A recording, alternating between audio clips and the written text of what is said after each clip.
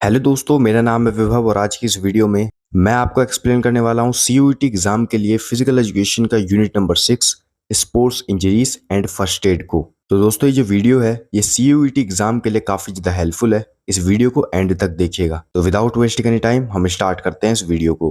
तो सबसे पहले दोस्तों हम देख लेते हैं इस यूनिट के कंटेंट को, मतलब दोस्तों हमें इस चैप्टर में कौन कौन से टॉपिक्स को पढ़ना है, कवर करना है। तो इसमें आप जैसा कि देख पा रहे हैं सबसे पहला टॉपिक है स्पोर्ट्स रिलेटेड इंजरीज। इसमें दोस्तों हम सभी तरीके की स्पोर्ट्स रिलेटेड इंजरीज को देखेंगे, जिसमें दोस्तों हम देखेंगे सॉफ्ट टिश्यू इंजरीज जिसमें आता है कंट्यूजन, एब्रेजन, स्ट्रेन, स्प्रेन। उसके बाद हम देखेंगे बोन इंजरीज को जिसमें हम बेसिकली फ्रैक्चर्स को देखेंगे। उसके बाद हम देखेंगे जॉइंट इंजरीज को जिसके अंदर हम डिसलोकेशंस को देखेंगे, उनके कॉजेज देखेंगे, प्रिवेंशन देखेंगे। नेक्स्ट टॉपिक है role of a sports person in prevention of sports related accidents. और लास्ट टॉपिक है फर्स्ट एड जिसमें हम फर्स्ट एड का मीनिंग क्या होता है, उसका इंपॉर्टेंस क्या है ये जानेंगे। और जितने भी तरीके के अलग अलग स्पोर्ट्स रिलेटेड इंजरीज है उनके क्या फर्स्ट एड हो सकते हैं, उनके क्या मैनेजमेंट हो सकते हैं, ये सारी चीज के बारे में हम देखने वाले हैं। तो चलिए दोस्तों हम स्टार्ट करते हैं सबसे पहले टॉपिक से, जो कि है दोस्तों हमारा स्पोर्ट्स रिलेटेड इंजरीज। तो दोस्तों जो इंजरीज है वो आपको हो सकती है प्रैक्टिस के टाइम पर, ट्रेनिंग के टाइम पर, और अगर आप कोई कंपटीशन में compete कर रहे हैं वहां पर भी दोस्तों आपको ये जो इंजरीज है ये हो सकती है। इसी को दोस्तों हम स्पोर्ट्स इंजरी कहते हैं। और दोस्तों अगर हम कुछ अप्रोप्रिएट स्टेप्स को लें तो दोस्तों हम ये जो स्पोर्ट्स इंजरीज है इसे हम रिड्यूस कर सकते हैं। तो दोस्तों जो इंजरीज है वो बेसिकली 3 तरीके की होती है: soft tissue injuries, bone injuries और जॉइंट इंजरीज। तो दोस्तों आइए अब हम एक एक करके तीनों को देखते हैं। तो सबसे पहले दोस्तों हम देख लेते हैं सॉफ्ट टिश्यू इंजरीज।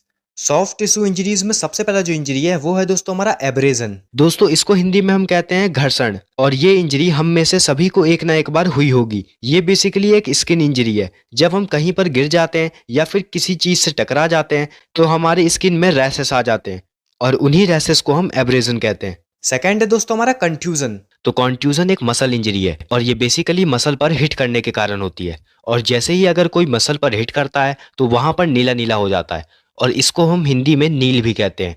जब कोई मसल पर हिट करता है तो वहां की ब्लड वेसल्स जो होती है वो ब्रेक हो जाती है और इसी कारण वहां पर ब्लीडिंग हो जाती है और इससे कॉन्ट्यूजन होता है। दोस्तों इस इंजरी को आपने अपनी जनरल लाइफ में भी फेस किया होगा। जब दोस्तों किसी की उंगली दरवाजे में आ जाती है तो वहां पर दोस्तों नीला नीला हो जाता है, तो इसी को हम कॉन्ट्यूजन कहते हैं। और कॉमनली ये इंजरी कबड्डी, बॉक्सिंग या रेसलिंग में होती है। थर्ड है दोस्तों हमारा लेसर्शन। तो दोस्तों लेसर्सन में जो चोट लगती है उसमें जो हमारी स्किन होती है वो फट जाती है, जैसा कि आप इमेज में भी देख पा रहे होंगे। जनरली लेसर्शन ब्लंट ऑब्जेक्ट के कारण होता है। ब्लंट ऑब्जेक्ट का मतलब होता है वो ऑब्जेक्ट जिसमें धार नहीं होती है। फॉर एग्जाम्पल जैसे कि आप कहीं पर जा रहे हैं और पत्थर से आपको चोट लग जाती है और जहाँ पर दोस्तों आपको चोट लगी है वो एरिया जो है दोस्तों वो थोड़ा सा फट गया है, तो उसी को हम लेसर्सन कहेंगे। तो दोस्तों आप लेसर्सन के डायग्राम में देख ही सकते हैं कि पहले स्किन फट जाती है, फिर उसके बाद जो फैट की लेयर होती है वो भी फट जाती है और मसल्स तक वो इंजरी पहुंच जाती है। तो इसी को दोस्तों हम लेसर्सन कहते हैं। फोर्थ है हमारा इंसीजन। इंसीजन डॉक्टर्स के द्वारा किया जाता है। ये एक सर्जिकल कट होता है जो कि शार्प ऑब्जेक्ट के द्वारा स्किन पर किया जाता है। शार्प ऑब्जेक्ट हो सकता है ब्लेड, नाइफ। फोर्थ है दोस्तों हमारा स्प्रेन। ये बेसिकली लिगामेंट के टियर होने के कारण होता है और इसके कारण जो हमारे लिगामेंट्स का मूवमेंट होता है वो आसानी से नहीं हो पाता है और स्प्रेन को हिंदी में हम कहते हैं मोच। लास्ट है दोस्तों हमारा स्ट्रेन। इसका मतलब होता है मांसपेशियों में खिंचाव। और दोस्तों ये भी बहुत ज्यादा जनरल इंजरी है। इसमें भी मसल्स ब्रेक डाउन हो जाती है और उसके कारण वहां पर बहुत ज्यादा पेन होता है और उससे वहां की जो जॉइंट्स का मूवमेंट होता है वो भी नहीं हो पाता है। तो यही होता है स्ट्रेन। अगली इंजरी है ब्रूसेस। ब्रूसेस को हिंदी में हम चोट कहते हैं और ये भी एक बहुत ही ज्यादा कॉमन इंजरी है। ये एक स्किन इंजरी है और इस इंजरी में अगर बॉडी के किसी भी पार्ट पर कोई हिट कर देता है या फिर हम टकरा जाते हैं तो वहां की स्किन डिसकलर्ड हो जाती है। ये बेसिकली रेड, ब्लू या फिर पर्पल कलर की हो सकती है। तो दोस्तों इसी को हम ब्रूसेस कहते हैं। नेक्स्ट इंजरीज है बोन इंजरीज। बोन इंजरीज में जो सबसे पहले इंजरी है वो है दोस्तों हमारा green stick fracture. Green stick fracture basically एक इनकम्प्लीट फ्रैक्चर होता है जिसमें क्रैक हो जाता है बोन्स में। तो ये चिल्ड्रन में ज्यादा होता है क्योंकि उनकी बोन्स बहुत ही ज्यादा सॉफ्ट होती है और वो बेंट हो जाती है थोड़े से स्ट्रेस देने पर भी। अगला है कम्युनेटेड फ्रैक्चर। तो इस फ्रैक्चर में बोन्स 2 या 2 से ज्यादा पार्ट्स में ब्रेक हो जाती है और ये बेसिकली साइकिलिस्ट और मोटरसाइकिलिस्ट के केस में ज्यादा होता है। नेक्स्ट है ट्रांसवर्स फ्रैक्चर। तो इस फ्रैक्चर में क्या होता है, तो इस फ्रैक्चर में बोन एक्सिस के राइट एंगल पर ब्रेक हो जाती है। तो जैसे कि दोस्तों आप इमेज में भी देख पा रहे हैं, जो हमारी बोन है जो आपको इमेज में दिख रही है, ये बोन को आप एक्सिस मान लीजिए और इस एक्सिस के राइट एंगल पर मतलब 90 डिग्री पर जो हमारी बोन होगी वो क्रैक हो जाएगी या ब्रेक हो जाएगी, तो उसी को दोस्तों हम ट्रांसवर्स फ्रैक्चर कहते हैं। नेक्स्ट है दोस्तों हमारा ऑब्लिक फ्रैक्चर। तो इस फ्रैक्चर में जो हमारी बोन्स होती है वो डायगनली ब्रेक हो जाती है, मतलब तिरछी टूट जाती है, तो इसी को हम ऑब्लिक फ्रैक्चर कहते हैं। लास्ट है दोस्तों हमारा इम्पैक्टेड फ्रैक्चर। तो इम्पैक्टेड फ्रैक्चर में एक बोन दूसरी बोन में घुस जाती है। अब हम देख लेते हैं जॉइंट इंजरीज। तो इसमें सबसे पहले हमारे पास है डिसलोकेशन ऑफ लोअर जॉ, मतलब अगर चिन पर कोई इम्पैक्ट होता है या अगर हमारी चिन कहीं पर टकरा जाती है तो इसके कारण जो हमारे जॉ की बोन्स होती है वो डिसलोकेट हो जाती है। सेकंड है डिसलोकेशन ऑफ शोल्डर जॉइंट्स, मतलब अगर किसी इम्पैक्ट के कारण हमारे शोल्डर की बोन्स डिसलोकेट हो जाती है तो इसको हम डिसलोकेशन ऑफ शोल्डर जॉइंट्स कहते हैं, और ये बेसिकली क्रिकेट और फुटबॉल जैसे गेम में तो अक्सर होता रहता है। और लास्ट है डिसलोकेशन ऑफ हिप जॉइंट्स, मतलब अगर हमारे हिप जॉइंट की कोई बोन डिसलोकेट हो जाती है तो उसको हम डिसलोकेशन ऑफ हिप जॉइंट कहते हैं। प्रिवेंशन ऑफ कंट्यूजन क्या है? तो दोस्तों अगर आपको कंट्यूजन से बचना है, कंट्यूजन से प्रिवेंट रहना है, तो आपको कोई भी प्रैक्टिस, कोई भी ट्रेनिंग, कोई भी कंपटीशन में पार्टिसिपेट करने से पहले, परफॉर्म करने से पहले आपको वार्म अप कर लेना है अच्छे से। उसके बाद जो आप प्रोटेक्टिव इक्विपमेंट को यूज कर रहे हैं वो गुड क्वालिटी के होने चाहिए। स्पोर्ट्स इक्विपमेंट को यूज कर रहे हैं वो गुड क्वालिटी के होने चाहिए। जहां पर भी आप उस एक्टिविटी को परफॉर्म कर रहे हैं, प्रैक्टिस कर रहे हैं, ट्रेनिंग कर रहे हैं, कंपटीशन कर रहे हैं, वो जो प्ले फील्ड है, वो जो कोर्ट है, वो स्मूथ और क्लीन होना चाहिए। साथ ही साथ आपको कंडीशनिंग भी कर लेनी है। तो इन सभी चीजों को आप परफॉर्म करेंगे तो आप कंट्यूजन से प्रिवेंट रह सकते हैं। नेक्स्ट अब हम देख लेते हैं प्रिवेंशन ऑफ स्ट्रेन। स्ट्रेन से हम कैसे बच सकते हैं? तो दोस्तों स्ट्रेन से बचने के लिए भी आपको कोई भी प्रैक्टिस, कोई भी ट्रेनिंग, कोई भी कंपटीशन से पहले प्रॉपर वार्म अप कर लेना है। प्रोटेक्टिव इक्विपमेंट को यूज करना है। गुड क्वालिटी के स्पोर्ट्स इक्विपमेंट होने चाहिए। प्ले फील्ड या कोर्ट जहां कहीं पे भी आप प्रैक्टिस, ट्रेनिंग या कंपटीशन को परफॉर्म कर रहे हैं वो स्मूथ और क्लीन होना चाहिए, और कंडीशनिंग आपको जरूर से कर लेनी है पहले। नेक्स्ट अब हम देख लेते हैं प्रिवेंशन ऑफ स्प्रेन। स्प्रेन से हम कैसे बच सकते हैं? तो दोस्तों अगर आपको स्प्रेन से बचना है तो सबसे पहले आपको कोई भी प्रैक्टिस, कोई भी ट्रेनिंग, कोई भी कंपटीशन में पार्टिसिपेट करने से पहले प्रॉपर वार्म अप कर लेना है। जो भी आप शूज पहन रहे हैं वो आपको फिट होने चाहिए, बड़े या छोटे नहीं होने चाहिए। जो भी आप स्पोर्ट्स इक्विपमेंट यूज कर रहे हैं वो गुड क्वालिटी के होने चाहिए। प्ले फील्ड या कोर्ट जहां कहीं पे भी आप प्रैक्टिस, ट्रेनिंग या फिर कंपटीशन को कर रहे हैं, परफॉर्म कर रहे हैं, वो जो एरिया है, वो जो कोर्ट है, वो स्मूथ होना चाहिए, क्लीन होना चाहिए। साथ ही साथ आपको कंडीशनिंग भी कर लेनी है और एक हेल्दी वेट को मेंटेन करना है। नेक्स्ट अब हम देख लेते हैं प्रिवेंशन ऑफ एब्रेजन। एब्रेजन से कैसे आप बच सकते हैं? इसमें बताया गया है कि आपको सबसे पहले तो कोई भी प्रैक्टिस, कोई भी ट्रेनिंग, कोई भी कंपटीशन में पार्टिसिपेट करने से पहले प्रॉपर वार्म अप कर लेना है। प्रोटेक्टिव इक्विपमेंट का यूज करना है। स्पोर्ट्स इक्विपमेंट जो भी आप यूज कर रहे हैं वो गुड क्वालिटी के होने चाहिए। जो भी प्लेयर है उसको रूल्स और रेगुलेशंस को भी फॉलो करना है गेम का। साथ ही साथ उसको कंडीशनिंग भी पहले कर लेनी है। नेक्स्ट अब हम देख लेते हैं प्रिवेंशन ऑफ ब्रूसेस। तो ब्रूसेस से अगर आपको बचना है तो इसके लिए सबसे पहले आपको क्या करना पड़ेगा? अगर किसी भी प्लेयर को थकान हो गई है तो उसको उस समय पर खेलना रोक देना चाहिए, उसको आगे नहीं खेलना चाहिए। प्लेयर को प्रोटेक्टिव इक्विपमेंट जरूर से यूज करना चाहिए। प्लेयर को जरूर से वार्म अप कर लेना चाहिए कोई भी प्रैक्टिस, कोई भी कंपटीशन, कोई भी ट्रेनिंग में पार्टिसिपेट करने से पहले। और जिस भी एरिया में, जिस भी जगह पर, जिस भी प्ले फील्ड, जिस भी कोर्ट में वो लोग खेल रहे हैं वो कोर्ट स्मूथ और क्लीन होना चाहिए। तो अब हम देख लेते हैं कॉजेज ऑफ फ्रैक्चर। फ्रैक्चर के क्या कारण होते हैं? सबसे पहला ओस्टियोपोरोसिस। ओस्टियोपोरोसिस आपने अपने क्लास 12 में भी पढ़ा होगा, chapter 2 children and women in sports में। सेकंड है sudden fall on hard surface. ये भी एक फ्रैक्चर का कॉज है। आप अचानक से गिर जाते हैं किसी हार्ड सरफेस पर तो इससे भी फ्रैक्चर होता है। थर्ड है traumatic, forceful and unnatural movement. अगर आप इस तरीके का कोई मूवमेंट करते हैं, फोर्सफुल मूवमेंट करते हैं, अननेचुरल मूवमेंट करते हैं तो इससे भी फ्रैक्चर होता है। और लास्ट है इसके अंदर डायरेक्ट स्ट्राइक और hit with any sports equipment. कोई भी स्पोर्ट्स इक्विपमेंट से डायरेक्ट आपको हिट होता है, स्ट्राइक होता है तो इससे भी फ्रैक्चर हो सकता है। नेक्स्ट अब हम देख लेते हैं प्रिवेंशन ऑफ फ्रैक्चर, कि फ्रैक्चर से हम कैसे बच सकते हैं। सबसे पहला आपको बैलेंस डाइट लेना है प्रॉपर तरीके से। प्रॉपर तरीके से आपको वार्म अप करना है कोई भी प्रैक्टिस, कोई भी कंपटीशन, कोई भी गेम में पार्टिसिपेट करने से पहले।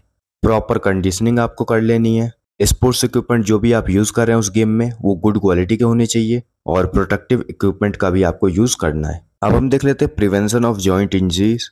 जॉइंट इंजरीज से अगर आपको बचना है, प्रिवेंट होना है, तो उसके लिए आपको क्या क्या चीजें कर लेनी चाहिए? सबसे पहले आपको हर हमेशा वार्म अप पहले कर लेना चाहिए, प्रॉपर कंडीशनिंग कर लेनी चाहिए। अलग अलग तरीके की स्ट्रेचिंग एक्सरसाइजेस को आपको आपके वार्म अप में इंक्लूड कर लेना चाहिए। अगर आप थक गए हैं तो उस समय पर आपको प्रैक्टिस को डिसकंटिन्यू कर देना चाहिए, रोक देना चाहिए। और रेगुलर एक्सरसाइजेस परफॉर्म करना चाहिए शोल्डर का, हिप का और रिस्ट जॉइंट्स का। नेक्स्ट टॉपिक है दोस्तों हमारा role of a sports person in prevention of sports related accidents. इसका मतलब है दोस्तों कि स्पोर्ट्स रिलेटेड एक्सीडेंट से प्रिवेंट रहने में एक इंडिविजुअल, एक स्पोर्ट्स पर्सन क्या रोल प्ले कर सकता है। तो दोस्तों कोई भी इंडिविजुअल, कोई भी स्पोर्ट्स पर्सन काफ़ी इफेक्टिव रोल प्ले कर सकता है स्पोर्ट्स रिलेटेड एक्सीडेंट से बचने के लिए। और अगर किसी भी इंडिविजुअल को स्पोर्ट्स रिलेटेड एक्सीडेंट से बचना है, इंजरीज से बचना है, तो उसके पास दोस्तों कॉजेटिव फैक्टर्स का काफ़ी अच्छा नॉलेज होना चाहिए। कॉजेटिव फैक्टर्स का मतलब होता है कि कुछ ऐसे फैक्टर्स होते हैं जिसकी वजह से जो स्पोर्ट्स रिलेटेड एक्सीडेंट्स है वो होते हैं। और वो कॉजेटिव फैक्टर्स दो तरीके के होते हैं, इंट्रिंसिक फैक्टर और एक्सट्रिंसिक फैक्टर। चलिए हम एक एक करके इन दोनों को समझते हैं। सबसे पहले आता है इंट्रिंसिक फैक्टर। तो दोस्तों इंट्रिंसिक फैक्टर वो फैक्टर होते हैं जिसके अंदर आते हैं age, gender, body size, history of previous accidents, fitness, muscular strength, laxity of ligaments, skill, psychological status और ओवरऑल इंटेलिजेंस स्पोर्ट्स पर्सन की। ये सभी चीजें इंट्रिंसिक फैक्टर के पार्ट है। नेक्स्ट अब हम देख लेते हैं एक्सट्रिंसिक फैक्टर।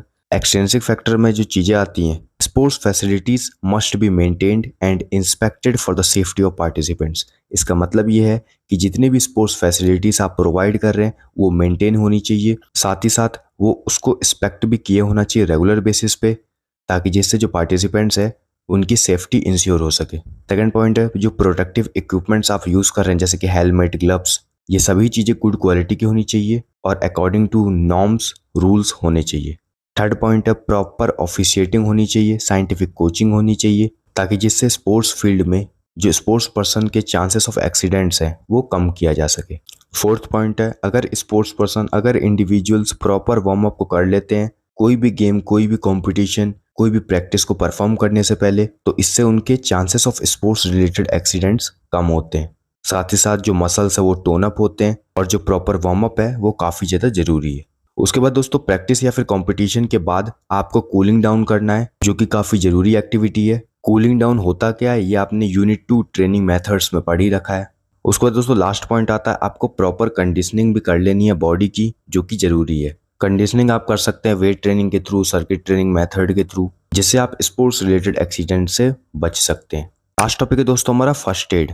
तो सबसे पहले हम देख लेते हैं meaning and definition of first aid. मतलब दोस्तों फर्स्ट एड का क्या मीनिंग होता है, क्या उसका डेफिनेशन है। यहाँ पर लिखा हुआ है दोस्तों, first aid is the first help which is given to the wounded और victim in case of an accident, injury और sudden illness before the arrival of the doctor. इसका मतलब ये है कि फर्स्ट एड जो है वो एक सबसे पहली हेल्प है, फर्स्ट मेडिकल हेल्प है, जो कि किसी भी वुंडेड पर्सन को, मतलब घायल पर्सन को दिया जाता है अगर उसका एक्सीडेंट हो जाता है, तो कोई इंजरी हो जाती है तो, या फिर अचानक से कोई सडन इलनेस हो जाती है। और ये हम तब देते हैं जब डॉक्टर वहाँ पर नहीं आया हुआ होता है। तो ये होता है फर्स्ट एड। नेक्स्ट अब हम देख लेते हैं importance of first aid. First aid का क्या इंपॉर्टेंस है, क्या इसका महत्व है। मान लीजिए दोस्तों कोई भी सीरियस या फिर फैटल इंजरी हो जाती है किसी भी पर्सन की, अगर आप उस समय पर उस पर्सन को फर्स्ट एड प्रोवाइड नहीं करते हैं तो इससे उसकी डेथ भी हो सकती है। इसीलिए टाइमली फर्स्ट एड को प्रोवाइड करना काफ़ी ज़्यादा इंपॉर्टेंट है और इससे आप सीरियस डैमेज को बचा सकते हैं, साथ ही साथ आप किसी की लाइफ को भी बचा सकते हैं। ये इंपॉर्टेंस है फर्स्ट एड का, तो इसीलिए फर्स्ट एड की नॉलेज काफ़ी ज़्यादा इंपॉर्टेंट है। इसी टॉपिक के अंदर दोस्तों एक सब टॉपिक है जो कि है first add for different sports injuries. तो इसमें सबसे पहला इंजरी है हमारा कट्स। इसमें हम देखने वाले हैं फर्स्ट एड फॉर कट्स। मतलब दोस्तों कट्स के लिए क्या फर्स्ट एड है, अगर किसी को कट्स हो जाता है तो उसके लिए क्या क्या चीज़ें वो कर सकता है उसको ठीक करने के लिए।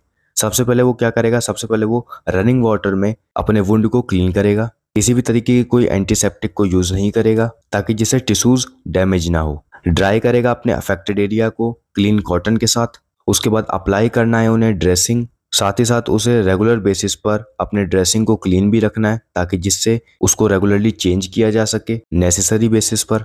अगर आपकी जो वुंड है वो पेनफुल है, अगर आपके चोट में दर्द होती है बार बार, तो आप क्या करें, एक पेन किलर ले लीजिए जैसे कि पैरासीटामोल या फिर आइबुप्रोफेन। और अगर आप श्योर नहीं है वुंड की सीवियरिटी के बारे में तो आप एक डॉक्टर को भी कंसल्ट कर सकते हैं। तो इन सब तरीकों से आप कट्स को फर्स्ट एड कर सकते हैं, ठीक कर सकते हैं। सेकंड अब हम देख लेते हैं फर्स्ट एड फॉर ग्रेजेस। ग्रेजेस का क्या फर्स्ट एड है, इससे आप कैसे बच सकते हैं, कैसे ठीक हो सकते हैं।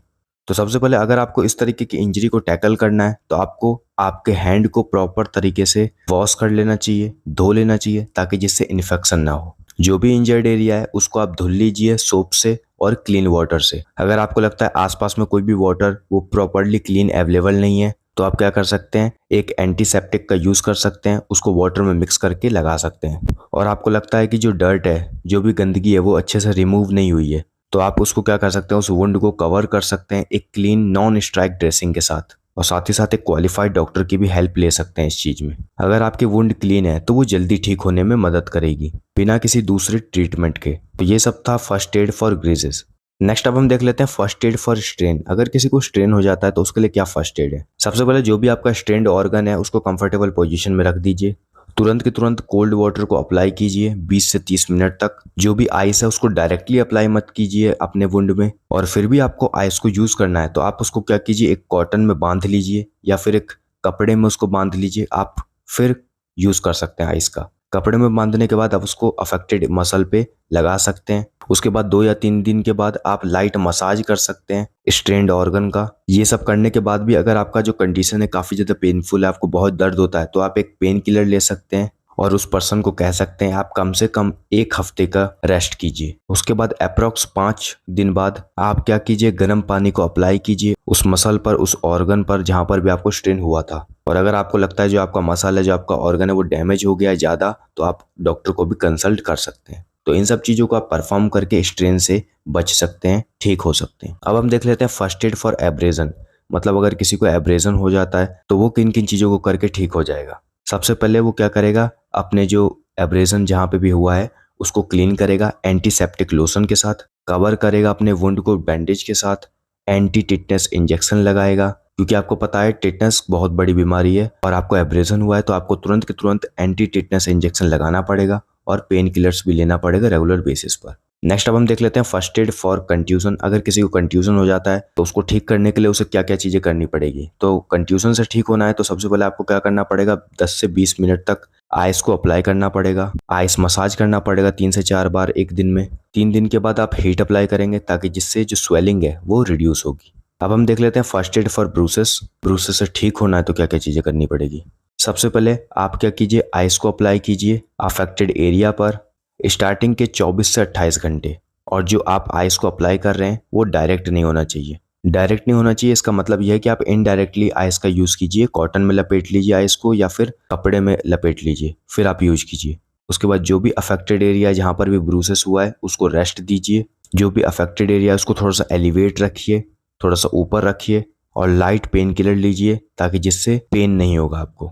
नेक्स्ट अब हम देख लेते हैं फर्स्ट एड फॉर फ्रैक्चर। अगर किसी को फ्रैक्चर हो गया तो उसके लिए क्या फर्स्ट एड है। सबसे पहले जो भी आपका फ्रैक्चर्ड बोन है उसकी मूवमेंट को बिल्कुल कम कर दीजिए, वार्म क्लोथ्स को पहनिए, मेडिकल एडवाइस लीजिए, हॉस्पिटल जाइए, एक्सरे कराइए, ज़्यादा से ज़्यादा अटेंशन दीजिए ब्रीथिंग प्रॉब्लम पर कि कहीं आपको कोई ब्रीथिंग प्रॉब्लम तो नहीं हो रही। फ्रैक्चर को रिड्यूस करने की कोशिश कीजिए। अगर आपको लगता है केस काफ़ी ज़्यादा सीवियर है तो सर्जरी भी की जा सकती है। ये सब चीज़ आपको डॉक्टर बता ही देंगे। तो ये सब चीज़ अगर आप करते हैं तो आप फ्रैक्चर से बच सकते हैं। रिकवरी स्लो है लेकिन कॉन्टिन्यूस है। अब हम देख लेते हैं फर्स्ट एड फॉर डिसलोकेशंस। अगर किसी को डिसलोकेशन हो जाता है उसके लिए क्या फर्स्ट एड है। अगर कोई भी सीरियस इंजरी है तो विक्टिम की एयरवे चेक करनी चाहिए, ब्रीथिंग चेक करनी चाहिए, सर्कुलेशन चेक करनी चाहिए और अगर ज़रूरी है तो उसे कार्डियोपल्मोनरी रिससिटेशन दे देना चाहिए, CPR दे देना चाहिए। CPR क्या होता है अभी हम आगे समझेंगे। अगर किसी भी पर्सन को डिसलोकेशन है हिप जॉइंट का या शोल्डर जॉइंट का तो उसको मूव नहीं करना चाहिए। उस पर्सन के लिए कुछ नेसेसरी स्टेप्स लेने चाहिए ताकि जिससे इन्फेक्शन से वो बच सके। अगर लगता है स्किन भी ब्रोक हो गई है तो उस एरिया को जेंटली क्लीन कर देना चाहिए, ब्लड को रिमूव कर देना चाहिए, इंजरी को उसी पोजीशन में छोड़ देना चाहिए जिस पोजीशन में वो पहले थी, विदाउट मूविंग।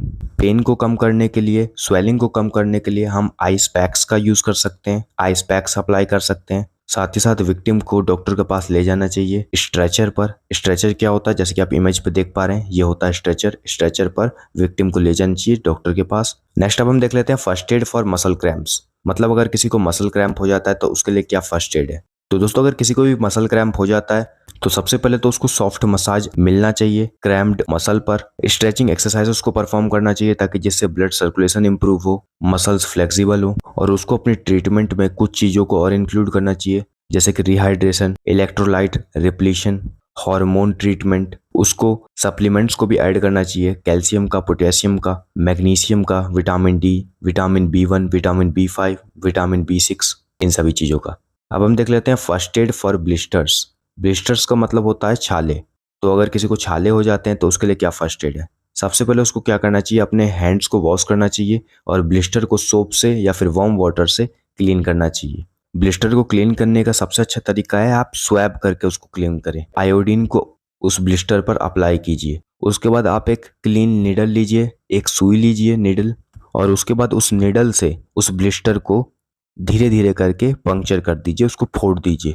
उसके बाद उसमें से जो भी फ्लूइड निकलेगा उसको बाहर निकलने दीजिए, ड्रेन आउट होने दीजिए। उसके बाद एक एंटीबायोटिक ऑइंटमेंट लगाइए उस ब्लिस्टर पर और उसको बैंडेज से कवर कर दीजिए। इस तरीके से आप ब्लिस्टर के लिए फर्स्ट एड कर सकते हैं। नेक्स्ट अब हम देख लेते हैं फर्स्ट एड फॉर स्प्रेन। अगर किसी को स्प्रेन हो जाता है तो उसके लिए क्या फर्स्ट एड है? तो दोस्तों स्प्रेन के ट्रीटमेंट के लिए 2 तरीके के प्रोसीजर हैं। सबसे पहला प्रोसीजर है प्राइस प्रोसीजर, सेकंड है हमारा माइस प्रोसीजर।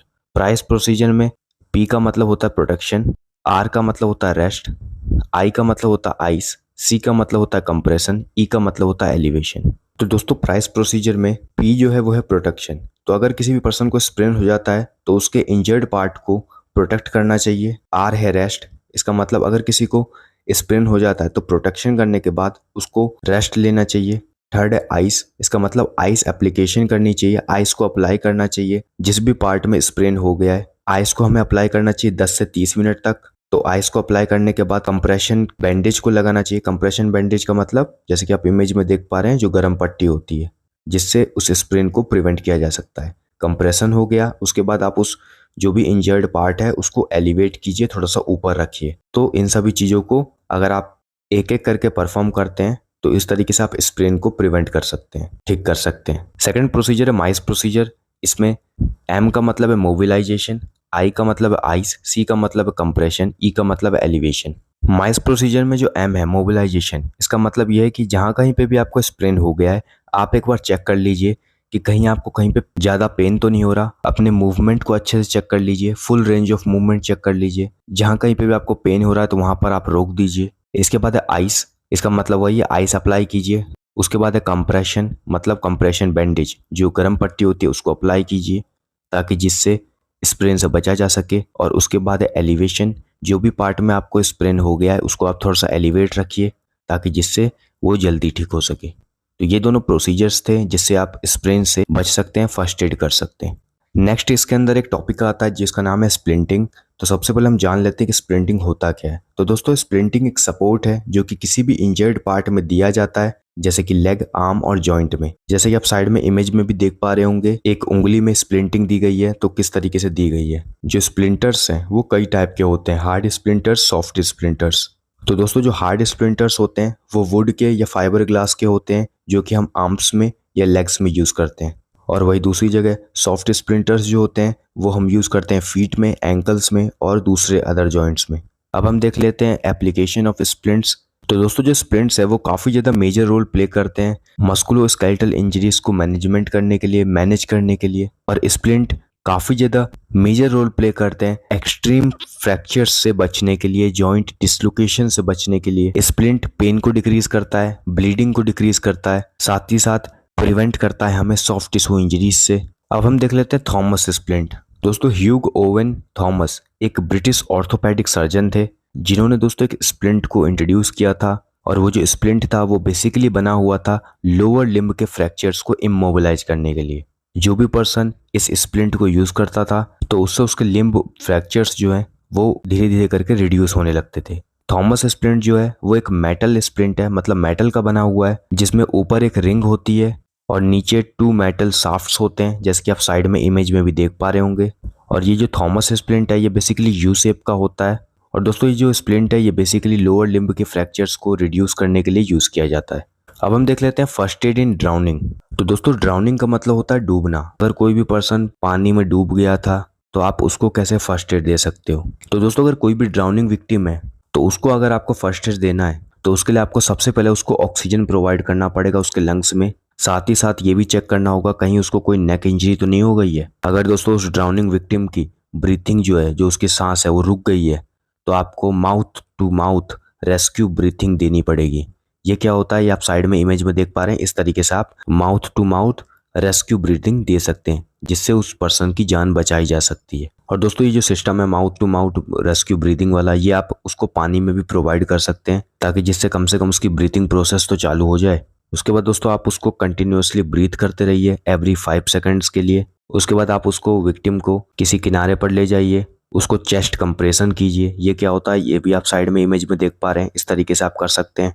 और ये चीज़ तो कॉमन सेंस की बात है कि जो चेस्ट कंप्रेशन है वो किसी प्लेन सरफेस पर ही हो सकता है, वाटर में तो ये चीज़ पॉसिबल नहीं है। Mouth to mouth rescue breathing, ये जो है ये आप वाटर में भी प्रोवाइड कर सकते हैं, लेकिन चेस्ट कंप्रेशन किसी प्लेन सरफेस पर ही हो सकता है।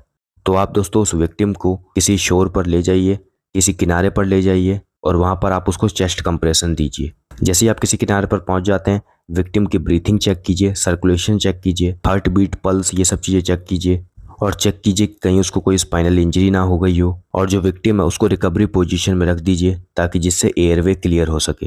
पर्सन को वार्म कीजिए, उसके वेट क्लॉथ, जो उसके गीले कपड़े हैं उसको रिमूव कर दीजिए।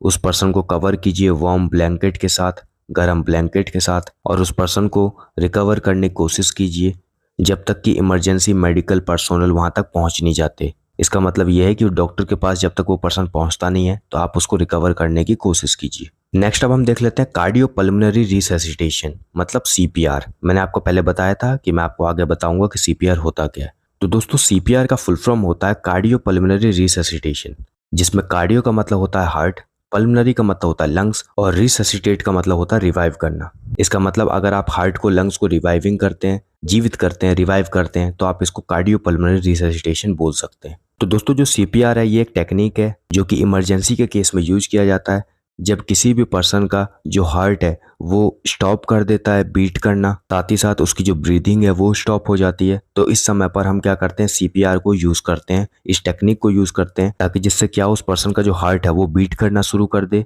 उसकी ब्रीदिंग जो है वो भी चालू हो जाए, वो सांस भी लेने लगे। सीपीआर के अंदर दो चीजें आती है, माउथ टू माउथ रेस्पिरेशन और chest compressions. Mouth to mouth respiration होता क्या है ये आप इमेज में देख पा रहे हैं, चेस्ट कंप्रेशन होता क्या है ये आप इमेज में देख पा रहे हैं। और ये जो टेक्निक है, ये जो प्रोसीजर है, काफ़ी ज़्यादा हेल्पफुल है कार्डियक अरेस्ट में। और ये जो प्रोसीजर है ये ड्राउनिंग पर्सन को भी प्रोवाइड किया जाता है, जैसे कि अभी हमने पीछे देखा था। सीपीआर किस तरीके से प्रोवाइड किया जाता है, इसके क्या क्या नेसेसरी स्टेप्स हैं, ये मैं आपको बता देता हूँ। सबसे पहला, जो भी विक्टिम है उसकी ब्रीथिंग को चेक कीजिए, ब्लड सर्कुलेशन को चेक कीजिए। और अगर आपको लगता है कि उस पर्सन का ब्लड सर्कुलेशन नहीं हो रहा है, ब्रीदिंग नहीं हो रही है, तो आप नेक्स्ट स्टेप पर जाइए। नेक्स्ट स्टेप है, जो भी पर्सन है उसके हेड को थोड़ा सा पीछे टिल्ट कर दीजिए। उसके बाद अगेन आप क्या कीजिए, चेक कीजिए उस पर्सन की ब्रीथिंग को। अगर आपको फिर भी लग रहा है कि ब्रीदिंग वो पर्सन नहीं कर रहा है, तो आप क्या कीजिए, तुरंत के तुरंत mouth to mouth respiration provide कीजिए। इसका मतलब ये होता है कि आप क्या कीजिए, अपने मुंह से एयर को उस पर्सन के मुंह में पहुंचाइए, ताकि जिससे उसकी ब्रीदिंग स्टार्ट हो सके। अगर आपको लगता है वो जो विक्टिम है वो अभी भी ब्रीथ नहीं कर रहा है नॉर्मल तरीके से, तो आप तुरंत के तुरंत चेस्ट कंप्रेशंस को बिगिन कीजिए। तुरंत के तुरंत आप चेस्ट कंप्रेशंस को उसे प्रोवाइड कीजिए। चेस्ट कंप्रेशन कैसे करेंगे, आप अपने पाम्स को प्लेस कीजिए कहाँ पर, उसके चेस्ट के बिल्कुल सेंटर पर, और उसके बाद आप क्या कीजिए, आप उसको कंप्रेस कीजिए चेस्ट को। और दोस्तों लास्ट में सबसे इंपॉर्टेंट ये है कि कम से कम आप उस पर्सन को 2 बार माउथ टू माउथ रेस्पिरेशन करने की कोशिश कीजिए, ब्रीथ प्रोवाइड कीजिए, 30 कंप्रेशंस दीजिए, 30 बार कंप्रेशंस कीजिए before the arrival of the doctor के पहुंचने से पहले। तो ये सभी चीज़ें सीपीआर के स्टेप्स हैं, कार्डियो पल्मोनरी रिससिटेशन के स्टेप्स हैं। नेक्स्ट अब हम देख लेते हैं mouth to mouth artificial respiration, ये क्या होता है। तो दोस्तों mouth to mouth artificial respiration एक ब्रीदिंग टेक्निक है, और ये सबसे इजी मेथड है रेस्पिरेशन प्रोवाइड करने का किसी भी विक्टिम को, और ये वर्ल्ड वाइड प्रेफर किया जाता है।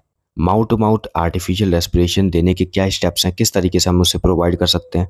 तो दोस्तों mouth to mouth artificial respiration को प्रोवाइड करने के लिए जो सबसे पहला स्टेप है वो है, जो भी विक्टिम है उसको आप अच्छे से ज़मीन पर लेटा दीजिए।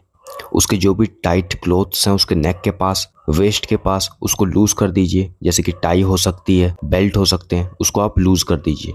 उसके बाद जो उसका चिन है उसको हल्का सा पीछे की तरफ लिफ्ट कीजिए, हेड को हल्का सा पीछे कीजिए, ताकि जिससे एयर पास हो सके और लंग ओपन हो जाए। उसके बाद आप क्या कीजिए, विक्टिम की जो नॉस्ट्रिल्स है उसको अपने फिंगर्स से क्लोज कर दीजिए। अपने माउथ को जो विक्टिम का माउथ है उसके साथ प्लेस कीजिए, जैसे कि आप इमेज में देख पा रहे हैं। और जितना हार्ड से हार्ड आप एयर को ब्लो कर सकते हैं उसके माउथ में, वो आप कीजिए, ताकि जिससे उसकी जो ब्रीथिंग है वो स्टार्ट हो जाए। और इस प्रोसीजर को आप हर 5 से 6 सेकंड के बाद करते रहिए और इस प्रोसेस को आप बार बार कंटिन्यू कीजिए, करते रहिए जब तक उसका पल्स या फिर हार्ट बीट स्टार्ट नहीं हो जाती, ब्रीदिंग स्टार्ट नहीं हो जाती। तो ये होता है mouth to mouth artificial respiration. Last में अब हम देख लेते हैं राइस प्रोसीजर। तो दोस्तों जो राइस प्रोसीजर है वो फॉलो किया जाता है किसी भी इंजरी के होने के बाद 24 से 48 घंटे तक, और ये डिपेंड करता है सीवियरिटी पे कि कितना सीवियर है इंजरी। राइस प्रोसीजर में जो आर है उसका मतलब होता है रेस्ट, आई का मतलब होता है आइस, सी का मतलब होता है कंप्रेशन, ई का मतलब होता है एलिवेशन।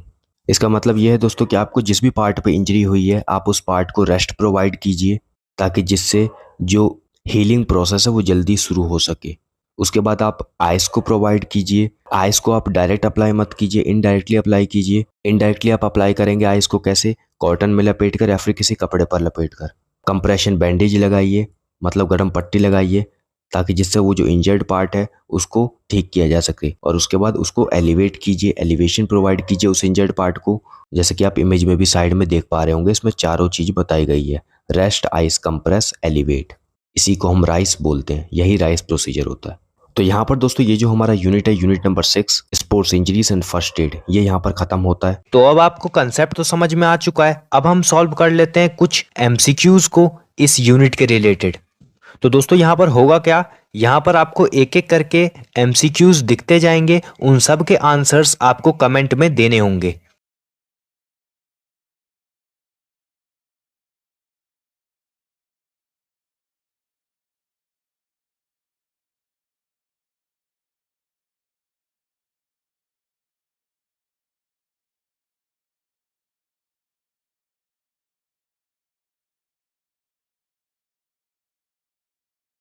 आई होप दोस्तों ये जो वीडियो है ये आपके लिए हेल्पफुल रही होगी। अगर दोस्तों ये वीडियो आपको अच्छी लगी है तो इस वीडियो को लाइक कीजिए, इस वीडियो को शेयर कीजिए अपने दोस्तों के साथ। और दोस्तों अगर आप ऐसी ही वीडियोस को देखते रहना चाहते हैं तो इस चैनल को सब्सक्राइब कीजिए। तब तक के लिए दोस्तों all the best, stay tuned with us.